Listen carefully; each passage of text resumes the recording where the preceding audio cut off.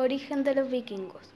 El origen de los vikingos se encuentra en los pueblos marítimos nórdicos, originarios de Escandinavia, famosos por sus asaltos a Europa entre el siglo VIII y el siglo XI. Se caracterizaron por su habilidad como navegantes, extendiendo sus viajes incluso al Mediterráneo, Medio Oeste, Asia Central y África del Norte. Su expansión logró también que fuera conocida la cultura nórdica. Se cree que el término vikingo proviene de la palabra nórdica vik, que significa pequeña bahía, ensenada o entrada. También se piensa que el nombre vikingo deriva del término vikingr, la palabra para pirata en antiguo lenguaje escandinavo. La inscripción rúnica del término indica que un vikingo fue un hombre que dejó su tierra natal para obtener fortuna y aventuras, y volver con sus nuevas riquezas y fama. Tácticas militares y estrategias de los vikingos. Los vikingos fueron conocidos por ser grandes estrategas militares y conquistadores con sus espectaculares barcos llamados barcoluengos, que tenían capacidad para 40 o 60 hombres. Sus actividades de saqueo y robos eran temidas por todos los pueblos, sobre todo por las técnicas de tortura que practicaban a sus enemigos. Una de las más famosas es el águila de la sangre, donde se cortaba el pecho del enemigo y se extraían sus costillas junto con sus pulmones, formando una especie de ángel alado. Estas torturas simbolizan un regalo para los dioses y para Odín, así como una muestra de victoria obtenida. Los guerreros recibían un casco de forma puntiaguda. También llevaban una lanza, una armadura, así como arcos y flechas. El ejército era una mezcla de los guerreros leales, que servían con gran honor a los otros miembros y también al rey, y mercenarios. Una característica interesante de los vikingos es que su interés no era destruir a sus enemigos, sino obtener sus riquezas. Es por esto que la gran mayoría de sus flancos fueron monasterios, sin presencia de guardias y que resultaban más fáciles de saquear.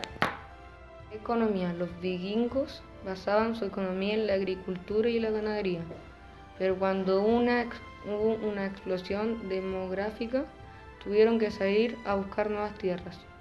El comercio fue el otro pilar fundamental en su economía.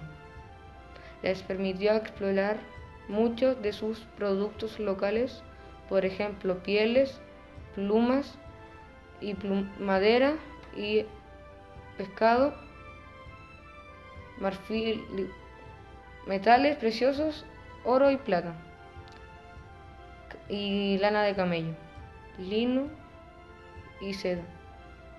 Por varios siglos, los únicos que dominaban algunas rutas marítimas del mar norte de Europa. Sociedad política. Los vikingos, a pesar de ser considerados bárbaros, tenían una sociedad muy avanzada. Muchos consideran la política vikinga como los primeros vestigios de democracia. Los reyes vikingos, autoproclamados, y no eran ni más ricos ni poderosos que los nobles. La sociedad nórdica existen tres tipos de clases: Jarl, que es clase noble; Karl, que es clase media; y Tar, que son los esclavos.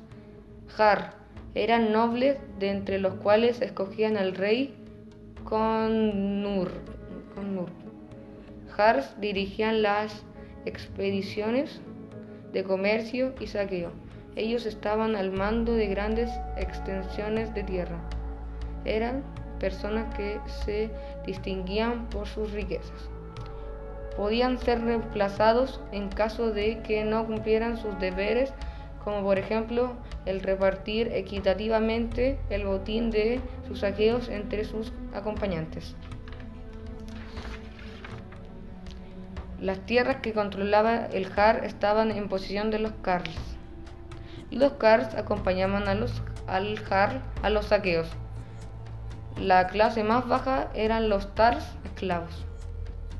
Cuando surgían algún problema legal como homicidios y robos, se convocaba a Skarls a un Ting, que es una asamblea, para discutir la situación y, de ser el caso, enjuiciar y sentenciar. El honor era un aspecto muy importante en la sociedad nórdica. Si alguien se consideraba deshonrado por alguna persona, éste podía retarlo a un duelo. Las mujeres vikingas gozaban de derechos que protegían en caso de ser maltratadas. Si su esposo las golpeaba o no cumple con sus labores, podían pedir el divorcio y casarse nuevamente. Las mujeres vikingas también iban a los saqueos. ¿Por qué desaparecieron los vikingos? Los nórdicos o vikingos, dirigidos por Eric el Rojo, primero navegaron desde Islandia, donde se habían instalado recientemente, al suroeste de Groenlandia. Según los registros de Islandia, entre 3.000 y 5.000 colonos finalmente vivieron en Groenlandia, recolectando marfil de las morsas y criando ganado, pero las colonas desaparecieron entre aproximadamente 1360 y 1460, dejando a solo las ruinas. El apogeo de los vikingos groenlandeses coincidió con el periodo medieval cálido, también conocido como anomalía climática medieval. En general, datado en alrededor de 950 y 1250, su desaparición se produjo con el inicio de la pequeña edad de hielo, que se desarrolló entre aproximadamente 1300 y 1850. Recientemente, los historiadores han propuesto factores más complejos. Además del clima, las hostilidades con los inuit, una disminución del comercio de marfil, una migración de vuelta a Europa a explotar ciudades despobladas por la peste negra.